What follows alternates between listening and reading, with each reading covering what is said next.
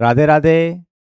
तो आगे सब लोग अटेंडेंस ले ले। तो जल्दी से अपना नाम कमेंट सेक्शन में लिख के बताओ कौन कौन प्रेजेंट है। तो मेरे ऑनलाइन बैच में एक स्टूडेंट है, सौर्य। उसने मेरे को एक क्वेश्चन पूछा कि सर मैं टॉपर बनने के लिए क्या करूं। तो मैंने कहा पढ़ाई कर। तो उसने कहा सर कैसे करूं। मैंने कहा है, पढ़ाई कैसे करूं, तू इतने साल से पढ़ रहा, तेरे को ये नहीं पता पढ़ते कैसे हैं? तो उसने कहा सर पढ़ तो मैं रहा हूँ, बट सर नंबर नहीं आ रहे। कभी नंबर आ रहे, कभी नंबर नहीं आ रहे। इनफैक्ट बहुत बार नंबर आ ही नहीं रहे सर। सर 10 तक मेरे बहुत बढ़िया नंबर आते थे। अब तो सर ऐसा लग रहा है जैसे किसी की नज़र लग गई है मेरे को थोड़ी हंसी आ गई उसकी बात सुन के। फिर इसने बोला सर आप पढ़ाई करने का सबसे बेस्ट तरीका बताओ, मैं उसको फॉलो करूंगा। फिर मेरे को लगा नंबर तो तुम्हारे भी नहीं आ रहे, तुम्हारे भी एवरेज मार्क्स आ रहे, इसका मतलब तुम्हें भी नज़र लगी है कहीं ना कहीं। अब इसका सॉल्यूशन क्या है, वो आज अपन डिस्कस करेंगे। तो आज अपन सीखेंगे पढ़ाई करने के सबसे बेस्ट मेथड को। इसको तुम स्टेप बाय स्टेप फॉलो करो, मैं गारंटी देता हूँ 100% तुम टॉपर बन जाओगे। 100% बोल रहा हूँ मैं, 99 नहीं, 100%। मैं जैसे जैसे बताऊँ वैसे वैसे फॉलो करना, गारंटी के साथ तुम टॉपर बन जाओगे। तो आज का जो कंसेप्ट है अपना सीखना है अपने को, वो है DIKW कंसेप्ट। अब कुछ खुराफाती बच्चे का दिमाग लगा रहे होंगे, इसकी फुल फॉर्म बनाने की कोशिश कर रहे होंगे। हाँ बनाओ, फुल फॉर्म ट्राई करो और फुल फॉर्म कमेंट करो। क्या तुम सही जगह पहुंच पा रहे हो जहाँ मैं ले जाना चाह रहा हूँ तुम्हें? तो एक बार जो तुम्हें लग रहा है DIKW की फुल फॉर्म, वो ट्राई करके नीचे कमेंट करो। सही है या गलत बाद में देखेंगे उसको। तो DIKW अपना कंसेप्ट है। तो जो फर्स्ट लेटर है वो है डी। अब डी मतलब डेटा।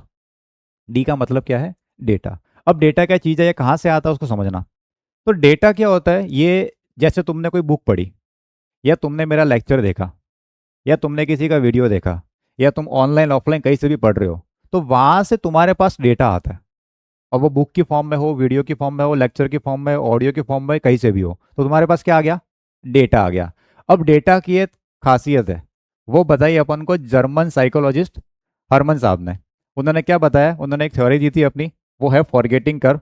उसके अकॉर्डिंग तो हरमन साहब क्या बोलते हैं कि 24 आवर के अंदर डेटा का 70 से 90% पार्ट उड़ जाता है, और रिमेनिंग 10 से 30% पार्ट 1 वीक में उड़ जाता है, अगर तुमने उसको री नहीं किया तो। मतलब यह हुआ कि तुमने आज जो मेरे से सीखा, एग्जाम्पल कि तुमने आज मेरा मोल कंसेप्ट का वीडियो देखा, तो आज शाम को जो वीडियो देखा वो कल शाम को 5 बजे तक उसका 70 से 90% उड़ जाएगा, अगर तुमने उसको री नहीं किया तो। और बचा हुआ 10 से 30% वो अगले 1 वीक में उड़ जाएगा। तो डेटा आया, डेटा गया। और 7 दिन बाद में अगर कोई तुमसे पूछे कि तुमने मोल कंसेप्ट पढ़ा निर्मल सर से, तो उस मोल कंसेप्ट में क्या था, तो तुम बोलोगे सर बहुत बढ़िया था। निर्मल सर ने क्या सिखाया, तो तुम बोलोगे सर बहुत कुछ सिखाया सर ने। उसमें कंसेप्ट क्या था? अरे सर कंसेप्ट जबरदस्त था। सर ने क्या क्या बताया? अरे सर ने जबरदस्त बताया। इस साले को कुछ याद नहीं है। क्यों? डेटा आया, डेटा गया। तो 7 दिन बाद में उस चैप्टर की एक धुंधली सी मेमोरी बन जाती है बस, कि हाँ कुछ ना कुछ था, बढ़िया था, बट क्या था वो नहीं पता। क्यों? डेटा आया, डेटा गया। तब ये डेटा लॉस्ट नहीं हो जाए उसके लिए क्या करना होता है? स्टेप नंबर 2, उस डेटा को री करना होता है। इसका मतलब डेटा को फर्दर प्रोसेस करना होता है, इंफॉर्मेशन में कन्वर्ट करना होता है। तो सेकंड स्टेप अपना यही है, वो है अब डेटा था उसको अपन इंफॉर्मेशन में कन्वर्ट करेंगे। अब बात आती है सर ये कैसे करेंगे? तो ये सिंपल तरीका है। तो डेटा को इंफॉर्मेशन में कन्वर्ट करने के लिए तुम्हें नोट्स बनाने हैं। नोट्स में हमेशा 3 चीज़ें होती है। क्या क्या? पहला पॉइंट, जो स्लाइड में दिख रहा है वो तुम्हें लिखना है। दूसरा, जो मैं समझाता हूँ पढ़ाते वक्त वो तुम्हें लिखना है। और जो तुमने समझा वो तुम्हें लिखना है। 3 चीज़ें, जो तुम्हें स्लाइड में दिखा वो, जो मैंने समझाया वो, और जो तुमने समझा वो। और देखो सेकंड और थर्ड सेम नहीं है। मैं समझा रहा हूँ वो अलग चीज़ है, तुम समझ रहे हो वो अलग चीज़ है। बहुत बार डिफरेंस रहता है। जैसे एग्जांपल लेकर समझाता हूँ, जब कोई टीचर समझाता है तो वो उसकी अपनी लाइफ से कनेक्ट करके सिखाने की कोशिश करता है। बच्चा जब समझने की कोशिश करता है तो वो उसको खुद की लाइफ से कनेक्ट करता है, खुद के एग्जाम्पल से कनेक्ट करता है। बहुत बार तुमने देखा होगा कि तुम कोई टॉपिक टीचर से पढ़ रहे हो, वही टॉपिक तुम अपने दोस्त से पढ़ो, तो तुम्हारा दोस्त तुम्हें अलग टाइप के एग्जाम्पल देके बताएगा, सिंगल मीनिंग डबल मीनिंग वाले जोक मार के तुम्हें बताएगा, और तुम्हें वो जल्दी समझ में आता है। क्योंकि दोस्त जब समझाता है, क्योंकि दोस्त का जो लेवल है और तुम्हारा लेवल है एकदम मैच करता है, तुम्हारे दोस्त ने जो समझाया डायरेक्ट खोपड़ी के अंदर जाता है। क्यों? क्योंकि उसको पता है तुम्हें कौन सा जोक मारने पे तुम्हें समझ में आएगा, कौन सा एग्जाम्पल देने पे समझ में आएगा। तो तुमने क्या चीज़ें, तीन चीज़ें लिखी, जो स्लाइड में दिख रहा वो, जो मैंने समझाया, जो टीचर ने समझाया वो, और तीसरा जो तुमने समझा वो। अब कुछ बच्चे बोलेंगे सर इसमें तो टाइम ज़्यादा जाएगा। मतलब बिल्कुल टाइम चला जाएगा, ये सब लिखने में टाइम चला जाएगा, बिल्कुल चाहता है। अब देखो तुम्हारे पास दो ऑप्शन है, या तो इस टाइम को तुम अच्छे काम में, पढ़ाई के टाइम में इन्वेस्ट करो, या फिर ऑनलाइन मूवी देखने में, गेम खेलने में, यूट्यूब पे शॉर्ट्स देखने में, इंस्टा की रील स्क्रॉल करने में। तुम्हारे पास ऑप्शन है, टाइम को इन्वेस्ट करना है पढ़ाई में या टाइम को वेस्ट करना है फालतू कामों में, तुम्हारे पास चॉइस है। तो डेटा को इन्फॉर्मेशन में कैसे कन्वर्ट किया अपन ने? सर जो जो सर ने सिखाया वो लिखा, जो सर ने समझाया वो लिखा, स्लाइड में था वो लिखा, सर ने समझाया वो लिखा, और तुमने समझा वो लिखा कि अच्छा ऐसा क्वेश्चन आए तो ये करना है, इस फॉर्मूले को ऐसे अप्लाई करना है, ये कंसेप्ट ऐसे यूज करते हैं अपन, ये इन्फॉर्मेशन गिवन हो तो ऐसे करेंगे। ये सब चीज तुमने नोट्स के अंदर लिखी। बेटा ये लिखना है, ये प्रोसेस का पार्ट है। ये लिखा, उससे क्या हो गया, तुम्हारी इन्फॉर्मेशन, सॉरी तुम्हारा डेटा इन्फॉर्मेशन में कन्वर्ट हो गया। ठीक है, अभी तक अपन ने क्वेश्चन नहीं किया, अभी तक से इन्फॉर्मेशन अपने पास आई है। अब आता है थर्ड स्टेप, इंफॉर्मेशन को फर्दर प्रोसेस करना, वो है थर्ड स्टेप, वो होता है नॉलेज। क्या होता है? नॉलेज। तो डेटा आया, इंफॉर्मेशन में कन्वर्ट किया तुमने, अब चलते हैं नॉलेज के ऊपर। अब नॉलेज में, इंफॉर्मेशन को नॉलेज में कन्वर्ट करने के दो मेथड होते हैं। पहला मेथड सुनना, पहला मेथड क्या है कि तुमने नोट्स बना दिए, सब कुछ लिख दिया उसके अंदर, कौन सा फॉर्मूला, कौन सा कंसेप्ट कैसे अप्लाई करना, सब कुछ तुमने सिस्टमेटिक लिख दिया। अब तुम एक मस्त कॉन्फिडेंस वाले मूड में हो, हैप्पी मूड में हो, बढ़िया तुम्हारा मूड है, अब तुम क्वेश्चन करने चले गए। तुमने 10 क्वेश्चन उठाए, पहला क्वेश्चन उठाया, उसका आंसर गलत आ गया। दूसरा क्वेश्चन ट्राई किया, वो तुमसे हुआ नहीं। तीसरा क्वेश्चन तुमको समझ ही नहीं आया, तौबा तौबा, सारा मूड खराब कर दिया। होता है ना कि लगातार कुछ क्वेश्चन नहीं हो रहे तो मूड अपने आप खराब हो जाता है। अब इस मोमेंट पे तुम्हारे पास दो ऑप्शन है, ध्यान सुनना। पहला ऑप्शन, तुम मूड को ठीक करने के लिए इंस्टाग्राम पे रील स्क्रॉल करने लग जाओ, ऑनलाइन गेम खेलने शुरू कर दो, दोस्त से चैटिंग स्टार्ट कर दो, घूमना फिरना शुरू कर दो। इसका मतलब तुम एक एवरेज कैटेगरी के स्टूडेंट हो, कि मूड को ठीक करने के नाम पे तुम बाकी फालतू का काम कर रहे हो, इसका मतलब तुम एक एवरेज स्टूडेंट हो। हो सकता है मेरी बात तुम्हें बुरी लगे, लेकिन सच यही है। दूसरा, कि तुम्हारे 3-4 क्वेश्चन लगातार किए, एक भी नहीं हुआ। अब तुमने क्या किया, तुमने गए नोट्स पे, कि जो इन्फॉर्मेशन तुमने कलेक्ट की उस पे चले गए नोट्स के ऊपर कि अच्छा, अब तुमने नोट्स देखे, तब तुम्हें याद है अरे यार shit, ये तो मैं भूल ही गया, ये वाला फॉर्मूला तो याद ही नहीं आया, इसको तो ऐसे अप्लाई करना था। तो तुमने नोट्स देखे, अब वापस आ गए तुम 10 क्वेश्चन वापस ट्राई करने। फिर तुमने ट्राई किया, इस बार 10 में तुमसे 2 क्वेश्चन हो गए, 8 क्वेश्चन नहीं हुए। तो पहले से तो बेटर हुआ, पहले एक भी नहीं हुआ था, इस बार 2 हो गए। फिर तुम नोट्स पे गए, फिर नोट्स देखे, अच्छा इस बार वापस ये वाला भूल गया मैं, इसको तो ऐसे सॉल्व करना था, सर ने ऐसे सिखाया था। फिर 10 क्वेश्चन ट्राई किए, इस बार 10 में से 4 क्वेश्चन तुमसे हो गए, 6 नहीं हुए। फिर नोट्स देखे तुमने, अपनी मिस्टेक पता की कि ये वाली मिस्टेक कर रहा हूँ मैं, कैलकुलेशन में मिस्टेक हो रही है, कंसेप्ट में हो रही है, एप्लीकेशन के अंदर हो रही है, जैसे भी हो रही है। तुमने फिर नोट्स देखे, फिर क्वेश्चन किए, इस बार तुमसे 10 में से 6 क्वेश्चन हो गए। तो ऐसे प्रोसेस रिपीट करते करते 7 क्वेश्चन हो गए, 8 हो गए, 9 हो गए, 10 हो गए। और अब आलम यह है कि तुम 10 क्वेश्चन ट्राई करते हो और 10 के 10 सही हो जाते हैं। इसका मतलब तुम्हारा इंफॉर्मेशन नॉलेज में कन्वर्ट हो गया। एक स्टेप तो ये था, एक प्रोसेस ये था। अब प्रैक्टिकली देखा जाए तो हर बच्चे के पास इतना पेशेंस नहीं है कि क्वेश्चन नहीं होने पे बार बार नोट्स देके, फिर क्वेश्चन, फिर नोट्स, फिर क्वेश्चन, फिर नोट्स। प्रैक्टिकली हर बच्चा इतना नहीं करता। उनके लिए है मेरा सेकंड तरीका, उन बच्चों के लिए क्या है मेरा सेकंड तरीका, वो क्या चीज़ है समझना। तो जो सेकंड मेथड है इंफॉर्मेशन को नॉलेज में कन्वर्ट करने का, उसके दो स्टेप है। स्टेप वन, स्टेप वन में तुम्हें क्या करना है, तुम्हें करना है STSL वाले क्वेश्चन। सर क्या मतलब? सिमिलर टाइप के सेम लेवल के क्वेश्चन करने हैं, मतलब जैसा मैं सिखा रहा हूँ वैसे क्वेश्चन तुम्हें करना है। तो तुमने अगर मेरा कोर्स परचेज कर रखा है या तुम यूट्यूब से पढ़ रहे हो, यूट्यूब समझाता हूँ मैं तुम्हें, तो यूट्यूब पे तुमने देखा होगा मैं जब भी कोई लेक्चर पढ़ाता हूँ तो पहले मैं थ्योरी समझाता हूँ, फिर उसमें बहुत सारे क्वेश्चन कराता हूँ, मैं 15 से 20 क्वेश्चन कराता हूँ ऑन एवरेज एक टॉपिक पे। तो उन 20 क्वेश्चन में से देखा होगा तुमने 10 क्वेश्चन मैं खुद करता हूँ और 10 क्वेश्चन तुम्हें होमवर्क के लिए देता हूँ मैं, होता है। और उन 10 क्वेश्चन में बोलता भी हूँ कि इन क्वेश्चन को तुम अभी के अभी करके आंसर कमेंट करो। हर लेक्चर में बोलता हूँ मैं कि अभी के अभी सॉल्व करो, वीडियो पॉज करो और आंसर कमेंट करो। ऐसा क्यों बोलता हूँ मैं? ताकि तुम्हारी इंफॉर्मेशन इसी मोमेंट पे नॉलेज में कन्वर्ट हो जाए। कुछ बच्चे क्या करते हैं, उसी टाइम सॉल्व करते हैं, वीडियो रोकते हैं, आंसर कमेंट कर रहे हैं। अगर तुम ऐसा कर रहे हो इसका मतलब तुम एक टॉपर कैटेगरी के स्टूडेंट हो। कौन हो तुम? टॉपर। और अगर तुम ऐसे हो, नहीं सर मैं क्वेश्चन बाद में करूंगा, एक बार वीडियो पूरा देख लेता हूँ, सर मैं कल कर दूंगा, शाम को कर दूंगा, इसका मतलब तुम एक एवरेज स्टूडेंट हो।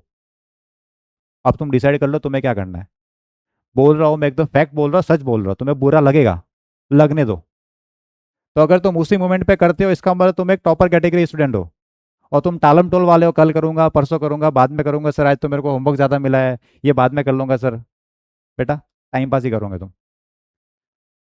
तो क्या था, मैं हर वीडियो में बोलता रहता हूँ कि उसी टाइम करो ताकि तुम्हारी इन्फॉर्मेशन नॉलेज में कन्वर्ट हो जाए। ये था step number 1, similar type same level के क्वेश्चन प्रैक्टिस करना।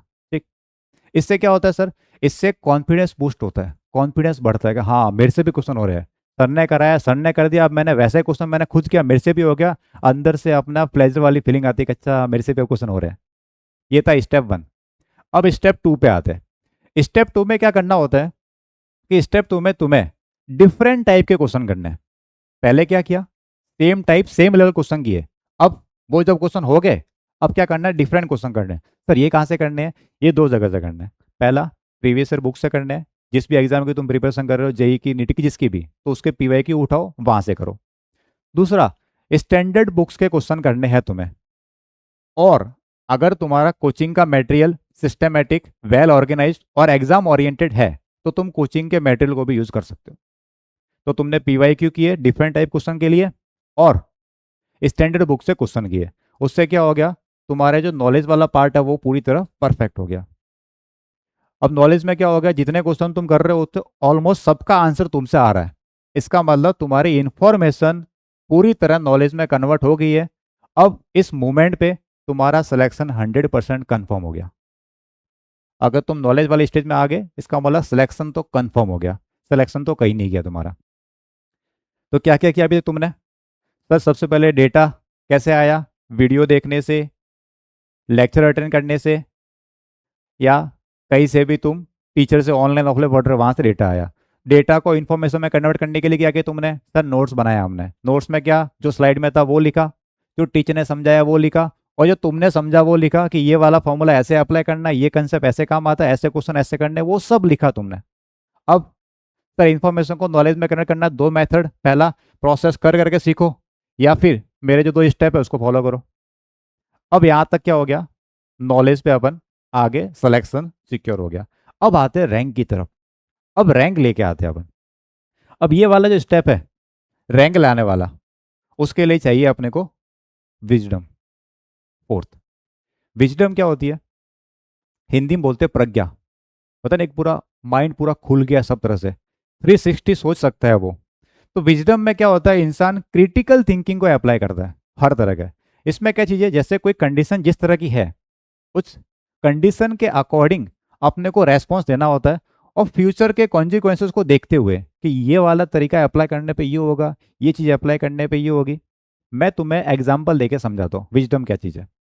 जैसे मान लो, एज्यूम करो तुम अभी एग्जाम हॉल में बैठे हुए हो, ठीक।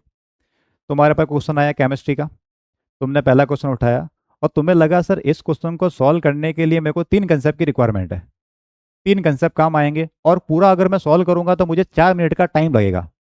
तो तुमने क्या किया, इस क्वेश्चन को स्किप कर दिया और उसकी जगह तुमने छोटे छोटे सिंपल वाले 4 क्वेश्चन कर दिए 4 मिनट के अंदर। तो कौन सा क्वेश्चन छोड़ना है, ये होता है विजडम। कौन सा क्वेश्चन करना है, ये होता है विजडम। अक्सर बच्चों की ये कंप्लेन रहती है और ये कंसर्न रहता है कि सर इस बार मैथ्स का पेपर लेंदी था, तो मैथ्स करने के चक्कर में सर केमिस्ट्री का पेपर छूट गया। सर फिजिक्स के क्वेश्चन इतने लेंदी आए कि सर ढंग से अटेम्प्ट करने के चक्कर में केमिस्ट्री अटेम्प्ट ही नहीं कर पाया। हुआ है कभी तुम्हारे साथ? पक्का हुआ होगा, 100% हुआ होगा कभी ना कभी तुम्हारे साथ, कि ये वाला अटेम्प्ट करने के चक्कर में वो छूट गया, ये क्वेश्चन करते करते वो पूरा ढंग से अटेम्प्ट नहीं कर पाए। इसका मतलब तुम्हारे में विजडम की कमी है, तुम्हें विजडम को डेवलप करने की जरूरत है। तो विजडम क्या बताता है, कौन सा क्वेश्चन अटेम्प्ट करना है, कौन सा क्वेश्चन नहीं करना, ये समझदारी, विजडम। दूसरा एग्जाम्पल देता हूँ और समझना। तुम एग्जाम हॉल में बैठे हुए हो, कोई क्वेश्चन कर रहे हो, तुम मान लो रोटेशनल मोशन का, तो मेरे पास क्वेश्चन आया, तुमने क्वेश्चन पढ़ा, और तुम्हें लगेगा हाँ इस क्वेश्चन को मैं कॉम्प्लेक्स इंटीग्रेशन मेथड सॉल्व कर सकता हूँ, और फिर तुम्हें लगा नहीं इसको मैं एंगुलर मोमेंटम से भी कर सकता हूँ। तो अब इन दोनों मेथड में से कौन सा लगाना है, तो तुमने देखा कि नहीं यार, कॉम्प्लेक्स इंटीग्रेशन का जो मेथड है आंसर तो आएगा उससे, लेकिन लेंथी प्रोसेस है। तो तुमने क्या किया, उसको हटाया और उस क्वेश्चन को सॉल्व करने के लिए एंगुलर मोमेंटम कंजर्वेशन लगा दिया। इसका मतलब विजडम है कि कौन से मेथड से आंसर निकालना है, ये किसका पार्ट होता है, विजडम का। समझ गए? एक और एग्जांपल लेता हूँ विजडम क्या होती है। मान लो तुम प्रिपरेशन कर रहे हो, एग्जाम तुम्हारे 1 महीने बाद ही है, अब तुम्हारे पास टाइम कम बचा है, और उस टाइम पे 100% सिलेबस कवर करना एक बेवकूफ़ी है, क्योंकि पूरा ढंग से तो होगा नहीं अगर पहले नहीं किया तो उसका क्या करना चाहिए कि सर 80% अटैम्प्ट करेंगे, 20% छोड़ देंगे, लेकिन उस 80% की जो एक्यूरेसी रखेंगे अपन 99 के आसपास। मतलब जितना पढ़ो उतना बेस्ट पढ़ना है, ऊपर ऊपर से पढ़ पढ़ के कुछ मतलब नहीं है, उससे सिलेक्शन हो नहीं हो कोई पता नहीं किसी को, हो सकता हो जाए हो सकता नहीं हो, लेकिन अगर तुमने डेप्थ तक पढ़ा है ढंग से तो गारंटी है सिलेक्शन तो होगा। तो विजडम क्या थी, कौन सा क्वेश्चन अटेम्प्ट करना है, कौन सा छोड़ना है, किस मेथड से करना है, टाइम सेविंग कैसे करनी है, वो जो माइंड की स्टेट होती है वो होती है विजडम। सर अब ये बताओ विजडम डेवलप कैसे करना है। तो उससे पहले एक डिस्क्लेमर सुन लो ध्यान से। ये मैं जो बता रहा हूँ अभी, वो तब अप्लाई करना है जब तुम नॉलेज वाले लेवल तक आ गए हो। अगर नॉलेज वाले लेवल पे तुम नहीं हो, डेटा या इन्फॉर्मेशन के वही हो, तो अभी जो बता रहा हूँ वो तुम्हारे काम का नहीं है, उल्टा तुम्हें नुकसान हो जाएगा। क्योंकि चीज़ें क्या स्टेप बाय स्टेप चलती है, कि पहले सिलेक्शन हो जाए फिर रैंक पे जाएंगे। डायरेक्टली नहीं हो सकता कि मैं रैंक पे चला जाऊँ, वो बेवकूफ़ी होती है। तो विजडम डेवलप करने के कुछ तरीका बता दो, उस पर चलते हैं अपन। क्या क्या तरीके हैं, जैसे पहला एग्जाम्पल तरीके समझाता हूँ मैं। तो फर्स्ट तरीका ये है कि तुमने कोई क्वेश्चन किया, ठीक है, उस क्वेश्चन का तुम्हारे पास आंसर आया। अब आंसर आने के बाद तुम्हें क्या करना है, थोड़ा थिंकिंग वाला प्रोसेस डेवलप करना है कि क्या इस क्वेश्चन को मैं किसी और मेथड से कर सकता हूँ। मतलब एक ही टाइप के 10 क्वेश्चन करने से बेटर है एक क्वेश्चन को 10 अलग अलग टाइप से करो। मतलब एक जैसे क्वेश्चन नहीं करने हैं, उसकी जगह उस एक क्वेश्चन को 10 अलग अलग मेथड से करना है। वो तुम्हें सोचना है कि इस तरीके से तो मैंने कर लिया और मैं कैसे कर सकता हूँ, ये थिंकिंग डेवलप करनी है। इससे तुम्हारा विजडम वाली स्टेट डेवलप होती है। और समझना, और एग्जाम्पल देता हूँ। तुम्हारा आंसर आया, आंसर आने के बाद तुम्हें देखा इस मेथड को मैंने अप्लाई किया है, तो क्या इस मेथड में कुछ चेंज करूँ मैं कि मेरा टाइम बच जाए, कि जो मेरा ये आंसर आया 2 मिनट के अंदर आया, क्या मैं स्टेप कम करके कुछ और कंसेप्ट लगा के क्या मैं टाइम सेव कर सकता हूँ। ये विजडम डेवलप कराएगा तुम्हारा, और ये सोचने से होता है, खाली बैठने से नहीं होगा, खाली क्वेश्चन करने से नहीं होगा। आंसर आने के बाद तुम्हें थिंकिंग वाला प्रोसेस देना पड़ेगा तुम्हें, कि हाँ 2 मिनट 3 मिनट सोचा तुमने कि हाँ ये वाला तरीका और अप्लाई कर सकते हैं। मान लो मोल कंसेप्ट का क्वेश्चन था, तुमने पता पड़ा, तुमने लगाया केमिकल स्टाइक्योमेट्री, और पता पड़ा उस क्वेश्चन के अंदर लिमिटिंग रीजन वाला पार्ट है, तो पीओएसी अप्लाई कर सकते हैं। और पीओएसी वाला मेथड सिंपल रहता है, टाइम सेविंग रहता है। तो कौन सा लगाना है उसके लिए तुम्हें सोचना पड़ेगा। और एग्जाम्पल लिखना, तुमने क्वेश्चन किया, तुमने आंसर निकाला, एग्जाम्पल के लिए तुमने फिजिक्स का क्वेश्चन लिया, वर्क पावर एनर्जी का, तुमने कैलकुलेशन की, वर्क की वैल्यू निकाली, वर्क की वैल्यू आ गई नेगेटिव। अब तुम्हें यह सोचना है कि वो नेगेटिव वर्ड का सिग्निफिकेंस क्या है, कि वो वर्क के अंदर नेगेटिव वैल्यू आई है, वो नेगेटिव क्या इंडिकेट कर रही है, ये तुम्हें सोचना थोड़ा सा, उससे विजडम डेवलप होगी। और एग्जाम्पल देता तुम्हें, जैसे मान लो तुम लॉज ऑफ मोशन कर रहे थे, कोई फॉर्मूला लगाया तुमने, s is equal to u t plus half a t square, और तुमने एस की वैल्यू फाइंड की। अब तुम्हें यह सोचना है कि वो एस आया वो डिस्टेंस है या डिस्प्लेसमेंट है। समझ में आ रहा है क्या कहना चाह रहा हूँ? तो ये सब थिंकिंग वाला पार्ट है, सोचने से डेवलप होती चीज़ है। तो आंसर आने के बाद तुम्हें इस तरह से थिंकिंग डेवलप करनी है अपनी क्वेश्चन के अकॉर्डिंग, कि आज ये क्वेश्चन का जो आंसर है वो क्या सिग्निफाई कर रहा है, उसका फिजिकल सिग्निफिकेंस क्या है। समझ गए? इस तरह से। और तरीका बता दो, और कैसे।